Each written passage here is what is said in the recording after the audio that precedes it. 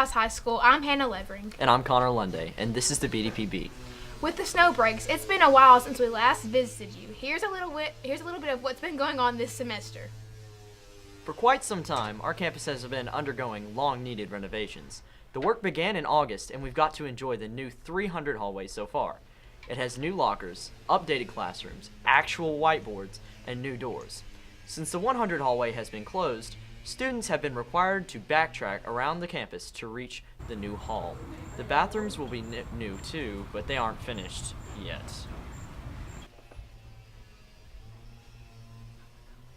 Most students have to change building numerous times a day due to these renovations, as you can hear behind us. But it'll be worth the wait till the end, when we have brand new technology and better stuff. In other news, Southern Word recently visited White House High School. Southern Word is a nonprofit organization dedicated to spreading literacy. They held a workshop in Miss Stevens' class. The troupe helped students step out of their shells to free write poetry. They stayed for 3 days, and each day provided new insight into the students' feelings and writing. We teach communication and literacy through spoken word and creative writing workshops.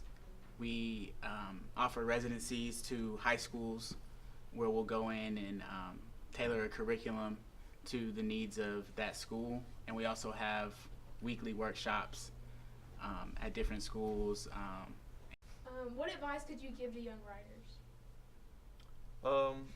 I guess I would say just keep writing. That's the number one thing. I think when you're young and you write, you can kind of be frustrated because you kind of see all this incredible literary work in front of you and you kind of think like, I'll never write as good as them. But you have to realize like they started from a place too of just learning how to write and learning how to create. So long as you continue to stay creative and don't lose your creative spark, then you'll always grow as a writer. We didn't start off as spoken word poet mentors. You know, we started off writing, and somebody decided one day to maybe get on a stage and then maybe to recite a poem of our own. So it just takes time, and with time comes greatness. So They said he wouldn't make it, said the damage was too catastrophic. He clings to the machine, the doctor says to take him off it.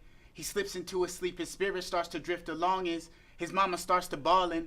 He starts to feel his calling, expects a coffin, but instead he's greeted by a steady beating heart and heavy breathing coming from the deepest, darkest depths of his soul, and now he knows he's good to go. Before that moment, didn't know if he was friend or foe of Jehovah God. Look how far he's come, born in 91, was a decade before he knew the Lord. At least he thought he did, till he found himself knocking bobby pins out the hair of his favorite broad. Prom night king, had a clique of all white teens gassing and riding like they were cycling. Looked in the mirror, he was shocked like lightning. A lie dresses the truth, quite frightening. All his life he had heard about what is right, but denied it cause he felt so much hurt lurking in his life. Lusting girls and the world written in his ledger, and his God was simply fulfilling every pleasure. Hedonist at heart, cross around his neck, cheating in the dark, verses in his head. No one could reach him or teach him cause he already knew who you witnessing to. I know more truth than you. Like who you judging, the Bible says God is love, and any judgment that is righteous comes down from the sky above. And all my cousins are dying from flying slugs. I'm just trying to find a girl, wine and diner and call it love. With spring sports starting, like soccer, baseball, and softball, and track, conditioning and early practices turn into tryouts and games. Tryouts will start as early as February 15th. Going from winter to spring means getting much closer to the end of this year. Spring athletes have waited patiently all year to fill it up with this trophy case. With the new year, we have some new books. The school library has been stocked up on new novels, including the newest addition to James Dashner's Eye of Mines trilogy, as well as the highly anticipated Magnus Chase and the Sword of Summer, which is also available now. Written by the author of the Percy Jackson series, it's Rick Riordan's newest novel about the intertwining worlds of gods and men. Okay, Magnus Chase and the Sword of Summer was so good. I wasn't expecting it to be as good because I was such a fan of the Heroes of Olympus series, and so I picked it up, and when I started reading, I just couldn't put it down. For Christmas, I asked for like the red and white scarf that the elf wears, and so I was like, it was amazing. Are you excited for the next one? Yes, I'm very excited for the next one because Rick Riordan is such just like an intense writer that includes action and like humor and romance and just all these things he puts into one. And for him to continue on with another series, I'm really excited for it. Speaking of books, are library books gender biased? Certain students have come to believe that the young adult section of libraries have a disproportionate amount of books that appeal more to females than males. Yes, I think they're gender biased towards women because women read more, and if you're going to make money in reading and writing books, then you have to target the audience that's going to read, then that's going to be women. Yes, I think books are gender biased. Almost all of them are written towards women. Well, the ones in our library are anyway. They seem to mostly be sold towards women. Romance, they usually have some element of romance in them. And when they don't, it's usually because a male wrote them. I think it's debatable that books are gender biased. I think maybe the covers are gender biased. And what really matters in a story, it doesn't matter if it has romance or action. Girls can read action, guys can read romance. I think it's still putting femininity as a second-class characteristic. Anyhow, I think more of the cover art may be gender biased. Whether you're a guy or gal, the library has plenty of romantic titles to heat up your Valentine's weekend. That's right. Valentine's Day is upon us with its heart-shaped candies and nasty rejection letters. You can see all the couples getting in the mood, moving closer on the walkways, holding hands, passing around candy to make friends and lovers alike. But hold on. Students will not be given a buy on the school's PDA policy. I think our students are generally pretty respectful of the policy. I think when you get from maybe Valentine's Day through the end of the year, when spring starts to blossom, then we have more incidences of it. How do you think we could reinforce the hands-off policy? I think it's just good to be reminded that,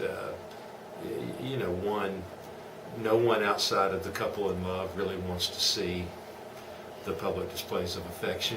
And so I think it's just reminding. I think students can just, police yourselves a little bit so no one gets in trouble, because there's nothing worse than having to put somebody in school for smooching because our first and foremost priority is education.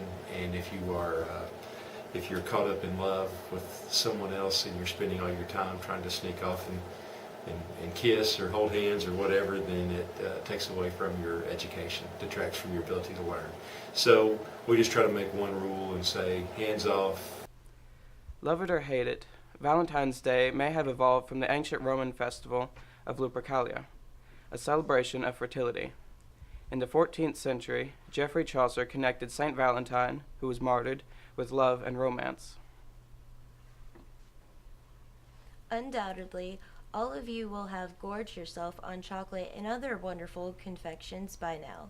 You may need to clean up to keep that tattered. New Year resolutions list of living a healthier lifestyle alive. To help you in your efforts, we consulted with Coach Porter for some direction. Obviously everybody talks about physically, but I think there's three parts to it. Is physical lifestyle as far as being in command of your health, as far as eating right, trying to get the exercise. I think it encounters the mental and emotional part, because we hear about people, the amount of stress, because stress causes so much hardship on people. That could be mental stress, it could be financial hardship or financial stress. So, I think when you talk about a healthy lifestyle, I think it's more than just physical, but physical activity is an important part of it, because, if you think about it, there's 24 hours in a day, and if you multiply that times 60 minutes, that's 1,440 minutes a day. Most of the experts out there say that if you will commit 30 minutes every other day, so some days it'd be 3 days, some weeks it'd be 3 days a week, other weeks it'd be 4. But if you could commit 30 minutes a day to activity, accelerating, raising your heart rate, then you can work towards that healthy lifestyle that everybody's talking about. So, we get so caught up in stuff and living life, but when you think about it, 1,440 minutes, and all they're asking for is 30 minutes every other day. You really, if you can just self-discipline yourself to do 30 minutes of activity, then it can make a difference. Find the self-discipline and commit ourselves. And I think oftentimes it's just, we have to find that set time. That set time, or either we're going to get on the treadmill, or the set time we're going to go get out and play basketball, or, meet people to do stuff and everything. But, I think developing a routine or a commitment level would probably be the best thing as far as that. I'm going to commit myself to do this, and I'm not going to let anything else interfere with it. And soon after we start doing that, then it becomes a routine. And once it becomes routine, then it becomes part of our lifestyle. Some other tips are: drink water, lots and lots of water. Get enough sleep. Pick exercises you enjoy or hate the least and work out. Eat more fruits and vegetables. The goal of eating is nutrition. It doesn't always have to taste fabulous. Cut down on all processed foods. Yes, Doritos are processed. Take a deep breath every now and then, and when you get stressed doing something, take a break. That about does it for our first 2016 broadcast. Thanks for tuning in.